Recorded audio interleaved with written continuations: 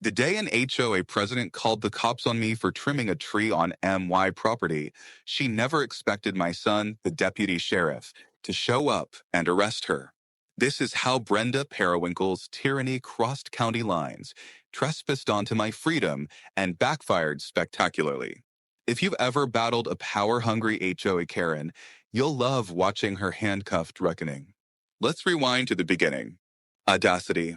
That's the only word for what Brenda Periwinkle did when I escaped her HOA dictatorship. 5 years of mailbox color tribunals and grass length decrees. I'd finally bought my freedom, 3 acres of unregulated paradise. But Brenda's reign didn't end at the county line. Her white escalades started patrolling MY driveway like it was her turf. And she was taking notes. Drop a comment letting me know where you're watching from.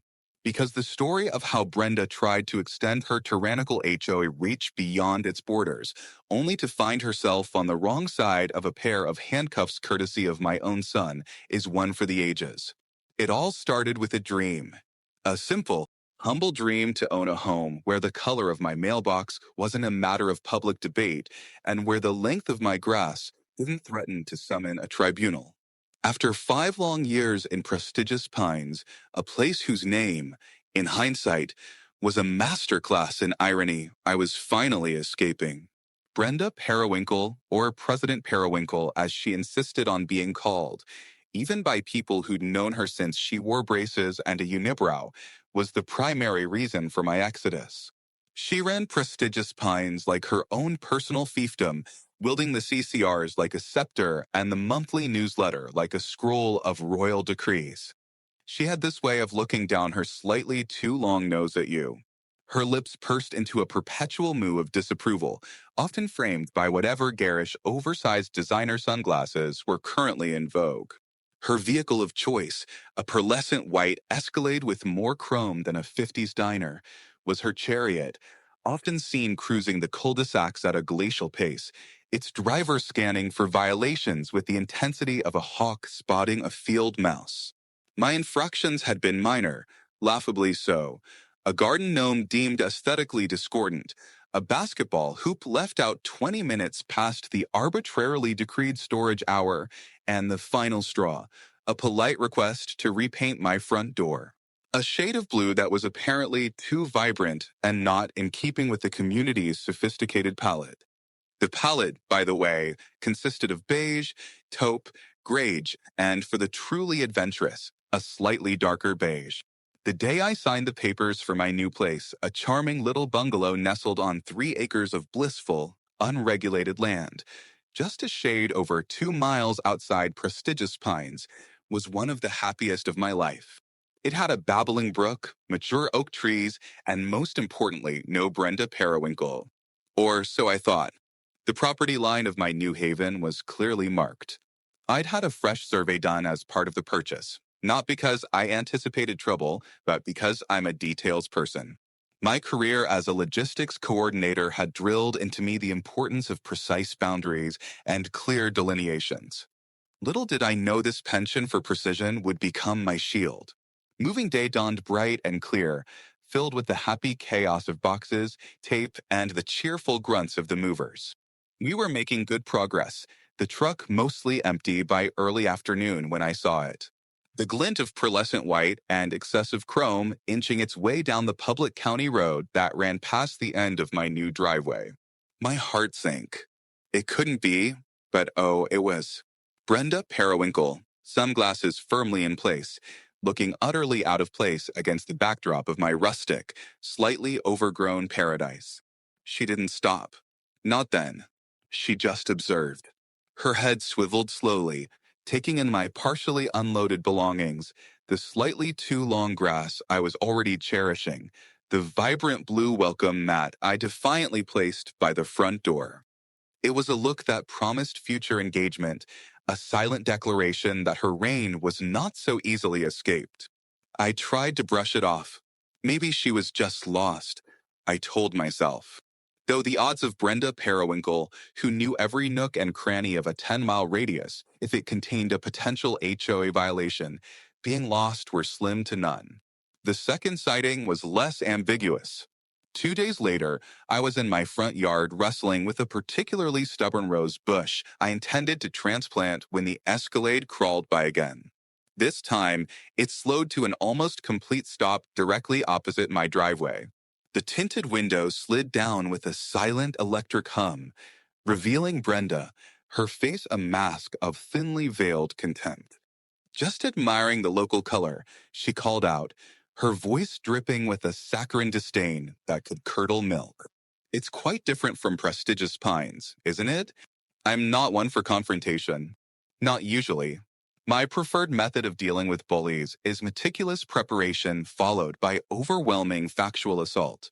But her sheer audacity was starting to fray my nerves. Yes, Brenda, I called back, keeping my tone neutral. That was rather the point. A small, humorless smile played on her lips. Indeed, she murmured, and the window slid back up. She didn't drive off immediately. She sat there for a good 30 seconds, engine idling, just radiating disapproval across the county road. It was an act of intimidation, pure and simple. A territorial marking display from an animal who hadn't yet realized she was far from her designated territory. But would she ever quit? Or was I her new obsession? That evening, I made a point of walking the entire perimeter of my property again, surveyor's map in hand, refamiliarizing myself with every stake and marker. I even took photographs, date-stamped, of the boundary lines and the distance to the public road. A little voice, honed by years of logistics planning and risk assessment, told me this was only the beginning. My son Michael called later that night. He's a good kid grown into an even better man and a deputy sheriff with the county. He'd been excited about my move, knowing how much the prestigious Pines HOA and Brenda in particular had grated on me. So, Mom, how's freedom feel? He asked, his voice warm with affection. I left. Mostly good, Mike. A little less prestigious, a lot more peaceful, though our old friend Brenda seems to be having a hard time letting go. I recounted her drive-bys. Sounds like Brenda, Michael chuckled. She's legendary down at the station for her enthusiastic reporting of perceived infractions, mostly parking complaints and suspicious lawn ornaments within prestigious Pines. Don't let her get to you, Mom. She has zero authority where you are now. Zero authority. Those words should have been comforting. And intellectually, I knew they were true. But Brenda Periwinkle operated on a different kind of logic, one where her perceived authority was boundless. The very next morning, as I was enjoying a cup of coffee on my new porch, basking in the absence of HOA regulation, a brightly colored flyer was tucked under my gloriously unregulated mailbox. Then came the trespassing. A friendly reminder from prestigious Pines, slipped under my mailbox by Brenda herself. It demanded I maintain visual harmony with her community or else. My hands shook. She'd stepped onto my land to deliver this threat. That's when I knew this war wouldn't end until one of us broke. It wasn't addressed to me, not specifically. It was a generic, professionally printed advertisement for a lawn care service, the kind you usually toss straight into recycling. But tucked just inside its fold, almost like a secret note, was a crisp laser-printed addendum on prestigious Pines letterhead. It read, "Friendly reminder. While the aesthetic standards of prestigious Pines do not officially extend to adjacent properties, a considerate neighbor understands the importance of maintaining a visual harmony that benefits the entire wider community. Overgrown vegetation, unkempt appearances, or garish displays can negatively impact the property values and tranquil enjoyment of all nearby residents. Thank you for your cooperation. The prestigious Pines Architectural Review Committee."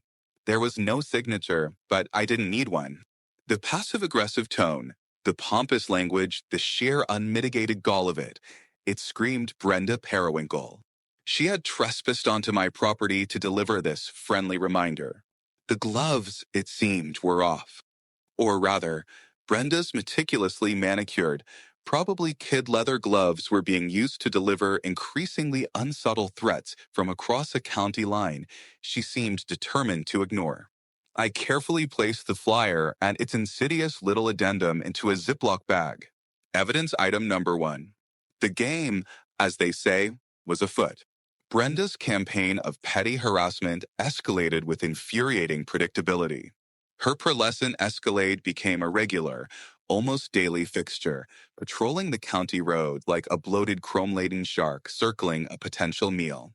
Sometimes she'd park just outside my property line, angled in such a way that she had a clear view of my front yard, and just sit there, sometimes for up to an hour.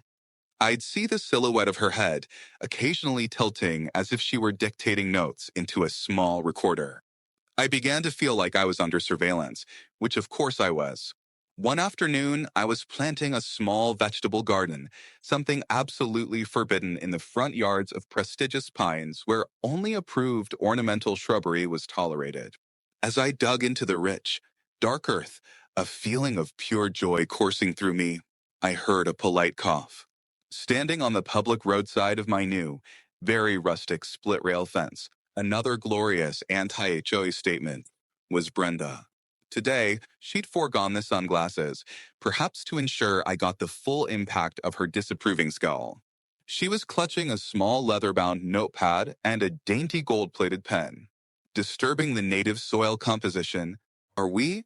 She inquired, her voice carrying clearly in the quiet country air. I'm planting tomatoes, Brenda, I replied, trying to keep the exasperation from my voice. Good for salads. She made a little TSK sound. Such endeavors, while perhaps charming in a rustic setting, can attract vermin, and vermin, as you know, do not respect property lines. The residents of prestigious pines have a right to live free from pestilence. I straightened up, wiping sweat from my brow with the back of a muddy glove. Brenda, I said, my voice deliberately calm and level. This is my property. It is not within the jurisdiction of prestigious pines. What I plant here, and whether or not it attracts the occasional squirrel, is, with all due respect, none of your concern. Her eyes narrowed. Everything is everyone's concern when it impacts community standards, Mrs. Gable. Some boundaries are moral, not just geographical. I almost laughed at that. Moral boundaries from Brenda Periwinkle, the woman who once tried to find a family because their child's chalk drawings on their own driveway were too primitive and lacked artistic merit. I decided documentation was my best friend. I'd invested in a couple of discrete security cameras after the flyer incident, the kind that blend into the landscape. One covered my driveway and the front of the house. Another had a good view of the road and property line where Brenda so often loitered. Every time her Escalade appeared, every time she paused or, heaven forbid, stepped out to observe, the cameras were rolling. I also started a detailed log, dates, times, duration of her visits, any comments she made if I was close enough to be overheard. My logistics background was kicking in. I was building a case, though for what, I wasn't yet sure. I just knew that people like Brenda don't de-escalate. They feed on any reaction, and in the absence of one, they tend to push harder, seeking that moment of control.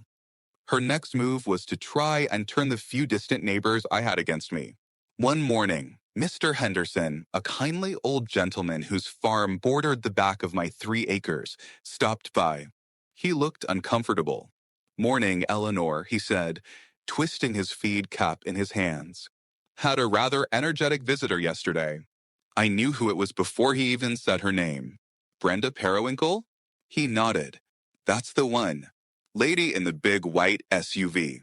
Said she was from the, Greater Community Standards Board or some such nonsense. Started asking me if I'd noticed any unusual activities or declining property upkeep from your place. I felt a surge of anger, cold and sharp. And what did you tell her, Jim? He gave a wry smile. Told her the only unusual activity I'd seen was a fancy city lady wasting good daylight bothering folks who mind their own business. And I told her your property looks a damn sight better than it has in years, now that someone's actually living in it and caring for it. I thanked him, genuinely touched. At least some people still possessed common sense and decency. Brenda, however, was undeterred by Mr. Henderson's lack of cooperation. But Brenda's biggest mistake was yet to come. A few days later, a formal-looking envelope arrived, not hand-delivered this time, but properly mailed, complete with a prestigious Pines return address. Inside, printed on the same ostentatious letterhead as her architectural committee's friendly reminder, was a letter addressed to the occupant of my address. It listed a series of observed potential nuisances, complete with dates and times that I noted with grim satisfaction corresponded perfectly with her dry eyes. The nuisances were comical in their absurdity. Excessive unmown grassland potentially harboring ticks and other vectors, my lovely natural meadow area, non-standard mailbox coloration, it was a tasteful forest green I'd chosen myself. Visible storage of gardening implements during daylight hours, my wheelbarrow next to the vegetable patch I was actively working on, and my personal favorite, unregulated bird feeding activities likely to attract undesirable avian species such as starlings and grackles. The letter concluded by strongly urging me to remediate these issues promptly to ensure a harmonious coexistence with the nearby prestigious Pines community, and hinted that further escalation may be necessary if voluntary compliance is not achieved. It was signed in an imperious scrawl, Brenda Periwinkle, President, Prestigious Pines HOA and Concerned Citizen. I photocopied the letter, filed the original with my growing collection of Brendabilia, and then I called Michael again. She's sending official-looking letters now, Mike, I told him, accusing me of harboring ticks and attracting grackles. On my own property, miles from her HOA. Michael let out a long whistle. Wow, Mom, she's really doubling down. Okay, this is bordering on harassment. The letters themselves, especially if they're making vague threats, could be problematic for her. Keep documenting everything, every letter, every sighting. If she sets foot on your property again or tries to block your access to the road or anything like that, call the non-emergency line and report it. But for now, her sending you snail mail, however annoying, isn't strictly illegal unless the content becomes overtly threatening or defamatory. It's the pattern of behavior we need to watch. He was right. Her letters were carefully worded, always staying just on the safe side of outright illegality, filled with insinuations rather than direct accusations of wrongdoing that could be easily disproven. It was death by 1,000 paper cuts, a psychological game designed to wear me down. But Brenda Periwinkle had fundamentally misunderstood one thing about me. I don't wear down easily. I get methodical. I gather data, and then I act. And I had a feeling that Brenda, in her boundless arrogance, was about to give me the perfect opportunity. The next phase of Brenda's interference involved attempts to co-opt actual municipal services. It started subtly. One morning, a county code enforcement vehicle pulled up. A pleasant, if slightly harried-looking, young woman named Miss Albright introduced herself. We received an anonymous complaint about, she consulted her clipboard, frowning slightly, potential uncontained refuse vegetation, creating a fire hazard. I invited her to walk the property with me. I showed her my neatly stacked recycling bins, my securely lidded trash can, which wasn't even full as pickup wasn't for 2 more days, and my overgrown vegetation, which consisted of the natural meadow area, far from any structures, and the managed grass around the house itself. This is a 3-acre property, Miss Albright, I explained. A good portion of it is intentionally kept natural to support local wildlife. It's not a fire hazard. It's an ecosystem.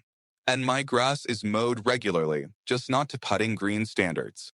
Miss Albright, to her credit, looked slightly embarrassed. Ma'am, your property looks fine to me. More than fine, actually. Some people have a different idea of what constitutes a hazard. She made some notes, thanked me for my time, and left. I had a pretty good idea who that some people was. 2 days later, it was animal control. Another anonymous tip, this time about a possible feral dog colony and irresponsible pet ownership leading to roaming animals. I owned one elderly, impeccably behaved golden retriever, Bartholomew, who spent most of his days napping on the porch and was never, ever allowed to roam. The animal control officer, a grizzled man named Dave who looked like he'd seen it all, took one look at Bartholomew wagging his tail placidly, glanced around my securely fenced, in the areas that mattered for a dog, backyard, and just sighed. Lady with a big white SUV been calling, hasn't she? He asked without preamble. I nodded. Figures, he grunted. She calls us about once a month for something in prestigious pines. Squirrels digging in flower beds, someone feeding stray cats. Never anything to it. Sorry to bother you, ma'am. Each of these visits, while ultimately fruitless for Brenda, was an interruption, a source of anxiety, and a clear escalation. She was now attempting to use taxpayer-funded services to harass me. I dutifully logged each incident, making sure to get the names of the officers and complaint numbers if available. My evidence folder was becoming impressively thick. My son Michael was growing increasingly frustrated on my behalf. She's abusing the system, Mom, he said during one of our calls. These anonymous complaints tie up resources. If we could prove she's the one making them all and that they're knowingly false, that's a different story. But anonymous is hard to pin down without her admitting it or a clear pattern linked directly to her. The clear pattern was certainly there for me, but proving it officially was another matter. Brenda was clever enough, or perhaps just paranoid enough, to likely be using burner phones or public payphones, if such things even still existed, or perhaps even enlisting one of her HOA cronies to make the calls. I knew I needed something more concrete, something undeniable. Little did I know, Brenda's final gambit would provide exactly that. The peak of her audacity, the event that finally brought things to a head, occurred on a blustery Tuesday afternoon. I'd hired a local arborist to trim some dead branches from one of the large oak trees near the front of my property. It was responsible maintenance, ensuring safety and the health of the tree. The arborist's truck, clearly marked with his company logo, was parked entirely on my driveway, while off the county road. They'd put out safety cones, even though they weren't strictly necessary given their location. I was inside, making them a pitcher of lemonade when I heard raised voices. I hurried to the window. There was Brenda Periwinkle, out of her Escalade, which was parked haphazardly on the shoulder of the county road, actively blocking one lane. She was gesticulating wildly at the arborist, a burly, normally placid man named Gus, who looked about ready to climb his tree-trimming ladder just to get away from her. I walked out, forcing a calm I didn't feel. Is there a problem, Brenda? She whirled on me, her face flushed. Problem? This circus is creating a hazard. Your workmen are blocking the road. Their equipment is unsightly, and the noise, it's completely disrupting the tranquility of the wider community. I looked pointedly at Gus's truck parked squarely on my property. I looked at the quiet county road where only her Escalade was causing an obstruction.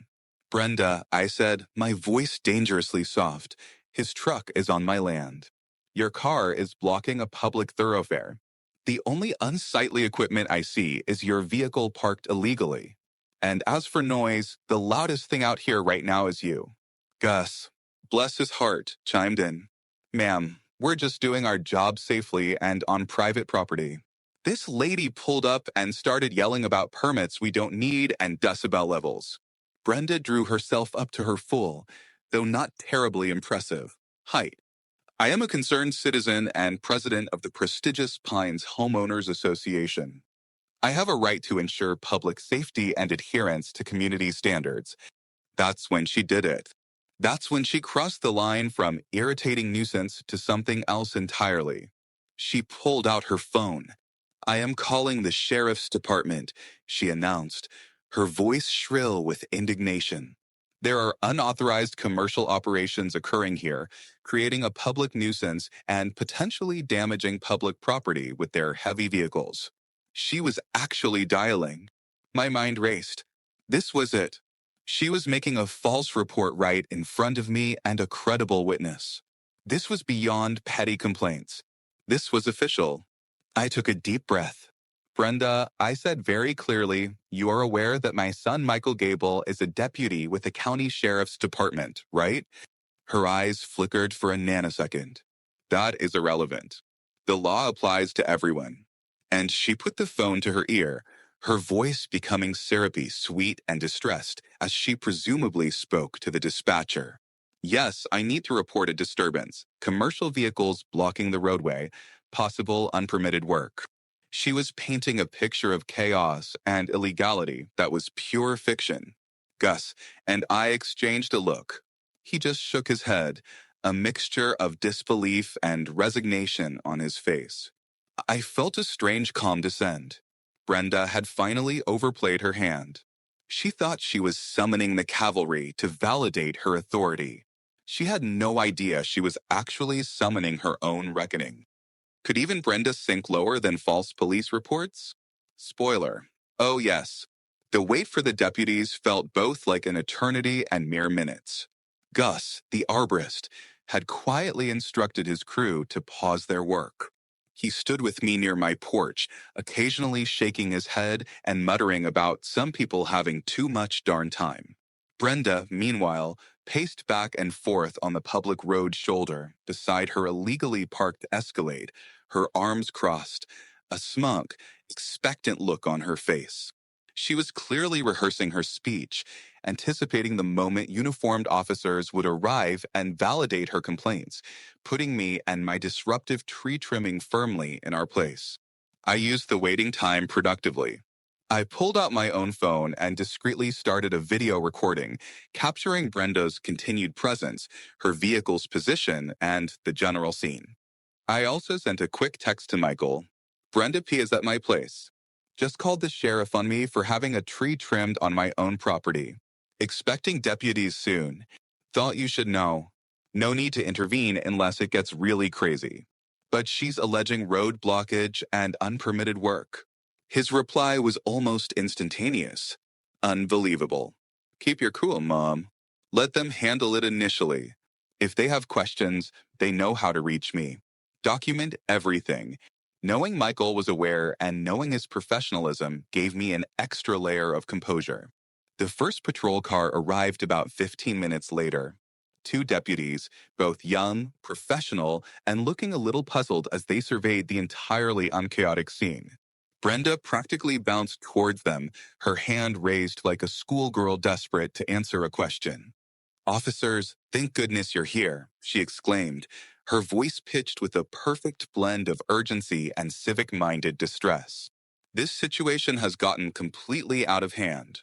She launched into her tirade, gesturing dramatically towards Gus's truck, still on my property, my house, and the trees. She spoke of blatant disregard for public safety, unauthorized commercial activity in a residential adjacent zone, and potential damage to the road infrastructure from these heavy vehicles. She conveniently forgot to mention her own Escalade was the only thing actually obstructing traffic.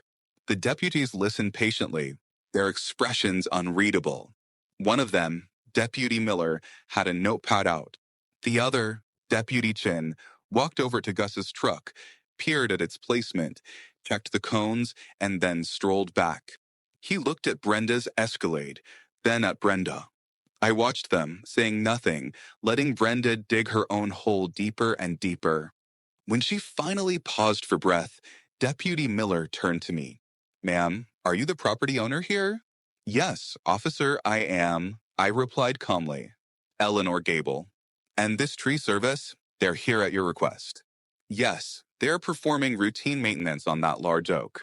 All their equipment and vehicles are entirely on my private property. Deputy Miller nodded slowly. He then looked at Brenda. Ma'am, you identified yourself as? Brenda Periwinkle, she announced proudly, as if the name itself should command respect. President of the prestigious Pines Homeowners Association, just up the road.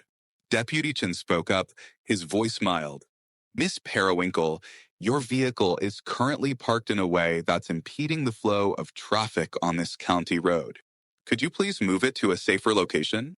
Brenda looked aghast. My vehicle? But I'm the complainant. I needed to be here to meet you.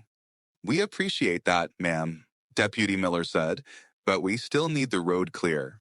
You can pull it fully onto the shoulder or into that driveway if Mrs. Gable permits. I certainly did not permit. There's ample room on the shoulder further down, I offered mildly. Brenda huffed, clearly annoyed at this shift in focus away from my supposed transgressions. As she stumped off to grudgingly move her chariot, Deputy Miller turned back to me. So, Mrs. Gable, aside from Miss Periwinkle's concerns, has there been any actual issue here? Any disagreements with the arborist? Any safety problems? None whatsoever, officer, I said. Mr. Gus and his team have been perfectly professional. The only disturbance has been Miss Periwinkle's repeated interruptions and now this. Just then, a second county sheriff's vehicle pulled up. This one was an unmarked SUV, but it had the official plates. And behind the wheel was my son Michael in his uniform. He hadn't come lights and siren, just driven up normally. He got out, his expression neutral but observant. Brenda, who had just finished repositioning her Escalade, still not entirely well, I might add, spotted him. Her eyes widened, first in surprise, then in a sort of triumphant recognition. Oh, Officer Gable, she gushed suddenly, all smiles and deference. Michael, so good to see you. Perhaps you can explain to your colleagues here the importance of upholding community standards.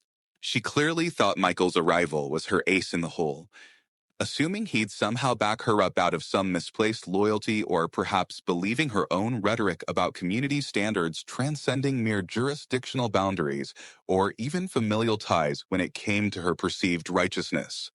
Michael gave her a polite, professional nod. Miss Periwinkle. He then addressed the other deputies. Miller, Chin, what seems to be the situation?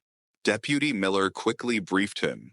Complaint of road obstruction, unpermitted commercial work, general nuisance.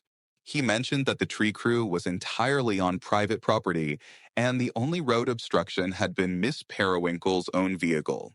Brenda was practically vibrating with anticipation, waiting for Michael to admonish me or the arborists. Michael listened, then looked from Brenda to me, then at Gus. His gaze was steady, analytical. This was Deputy Gable on duty, not Michael, my son.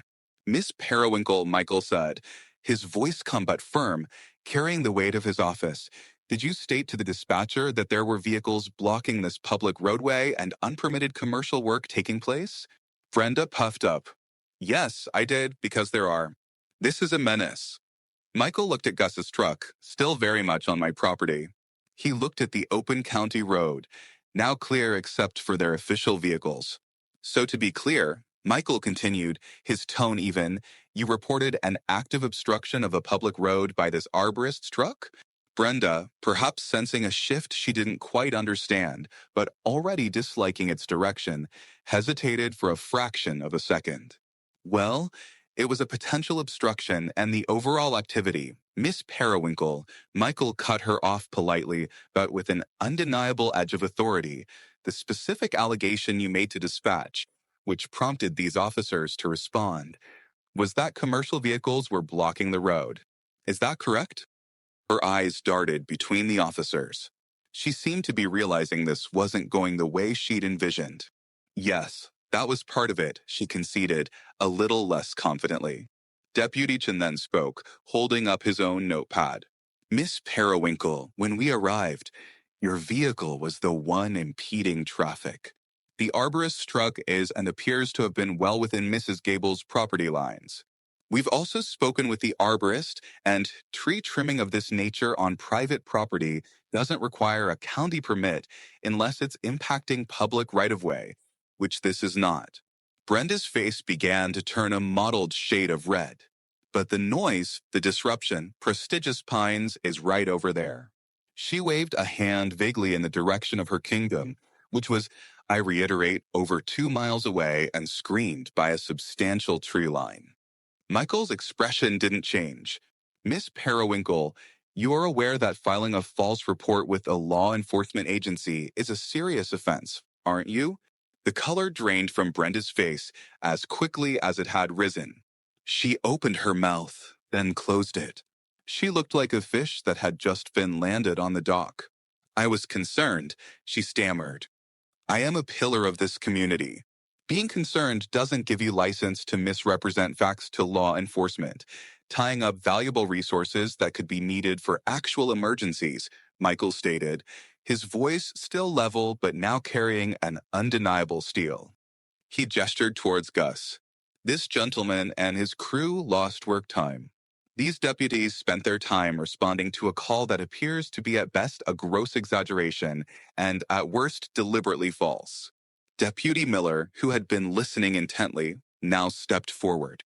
Miss Periwinkle, based on our observations and witness statements, it appears you knowingly reported false information to dispatch concerning a road obstruction and unpermitted work. Your own vehicle was the only one improperly parked.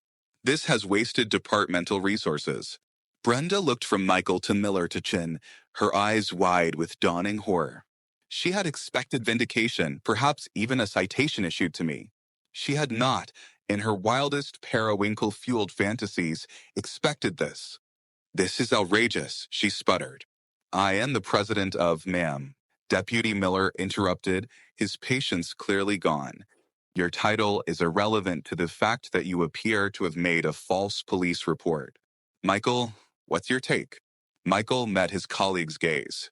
The initial call seems to have contained material falsehoods presented as fact, which directly led to this response. We also have Mrs. Gable's previous reports of ongoing harassment and what appears to be a pattern of Ms. Periwinkle overstepping her bounds and misusing public complaint systems. Today's actions, however, are direct and actionable. He turned fully to Brenda. And now, for the first time, I saw not just Deputy Gable, but my son, whose peace I had sought, and whom this woman had now directly involved through her own malice. Brenda Periwinkle, Michael said, his voice ringing with an authority that was both official and deeply personal, you are being informed that your call today contained demonstrably false information. Given your repeated interactions and warnings concerning misuse of complaint lines relating to prestigious pines, and now this clear instance of filing a false report regarding a property well outside your HOA's jurisdiction, leading to an unnecessary emergency services response. He paused, letting the weight of his words sink in. Brenda was pale, her usually pursed lips now slack with shock. Deputy Miller then uttered the words Brenda Periwinkle probably never, ever expected to hear directed at her. Brenda's smirk vanished when the cuffs clicked. You can't arrest me. I'm the HOA precinct, ma'am. Deputy Miller cut her off. Your title doesn't override the law. As they guided her into the cruiser, I finally exhaled. The Empress of Beige had dethroned herself. Brenda Periwinkle, I am placing you under arrest for making a false report to law enforcement. The world seemed to stop for a moment. Brenda stared, her jaw literally dropping. Gus, the arborist, let out a low whistle. I simply watched, a complex mix of vindication and disbelief washing over me. Deputy Miller calmly took out a pair of handcuffs. Brenda finally found her voice, a shrill, panic squawk. Arrest me? You can't arrest me. Do you know who I am? I'll have your badges. I'll sue this whole county. This is an assault on civic duty. Deputy Miller, unfazed, continued. You have the right to remain silent. Anything you say can and will be used against you in a court of law, as he expertly cuffed her hands behind her back. Her designer knockoff handbag slipped from her grasp and landed with a soft thud on the roadside gravel. Michael stepped back, allowing deputies Miller and Chun to handle the arrest procedure. But his eyes met mine for a fleeting second, and in them I saw a grim satisfaction and a hint of apology that I'd had to endure this for so long. The sight of Brenda Periwinkle, Empress of Prestigious Pines, being read her Miranda rights and then gently but firmly guided into the back of Deputy Miller's patrol car, her face a mask of utter incredulity and sputtering rage, was, well, it was something I don't think I'll ever forget. As the patrol car pulled away, taking Brenda towards a reckoning she had so thoroughly earned, Gus turned to me, a wide grin spreading across his face. Well, ma'am, he said, I reckon that's one way to deal with a problem neighbor, or a non-neighbor. As the case may be, he chuckled. Can we get back to trimming that tree now? The day is not getting any younger. I smiled, a genuine, relaxed smile for what felt like the first time in weeks. Yes, Gus, I said. Let's. Michael stayed for a few minutes after the others had left with their very surprised passenger. He walked over, a slightly weary but satisfied look on his face. Well, Mom, he said, that was something. I nodded. You could say that. Thank you, Michael. Not for, but for doing your job so professionally. He gave a small shrug. She crossed a clear line today, Mom. Made a false report. That's not something we can ignore, regardless of who the complainant or the subject is. Her history of nuisance calls within prestigious Pines is well documented, but this here was a direct abuse of emergency services related to you, outside her jurisdiction. Miller and Chen had all they needed once she admitted to making those specific false claims about the road blockage. He sighed. Honestly, I think she was so used to throwing her weight around in the HOA, so used to people caving to her, that she genuinely believed her authority extended everywhere, and that the mere mention of prestigious Pines would make everyone jump. I thought about all the documentation I'd collected, the photos, logs, passive-aggressive letters. Will any of my evidence be useful? I asked. Michael smiled. It might be very useful for the DA, Mom, especially in establishing a pattern of harassment if they decide to pursue that angle in addition to the false report. The arresting officers will file their report, and this incident will be part of her record. For today, the false report was the concrete charge they could act on immediately. He looked around at my peaceful 3-acre slice of freedom. Hopefully, this sends a very clear message that her reign of terror does not extend to County Line Road. We talked a little more, then he had to get back on patrol. As he drove away, I stood on my porch looking at the quiet scene. The arborists were back at work, the sound of their saw a productive, normal sound. Bartholomew, my golden retriever, ambled over and laid his head on my knee, thumping his tail. The sun was beginning to dip, painting the sky in hues of orange and purple colors Brenda would have definitely found too vibrant. The news of Brenda Periwinkle's arrest spread through prestigious Pines like wildfire. Mr. Henderson called me the next evening, barely able to contain his chuckles. Heard tell your old friend Brenda had a little run-in with the law, he said, his voice crinkling with amusement. Seems her empire don't quite stretch as far as she thought it did.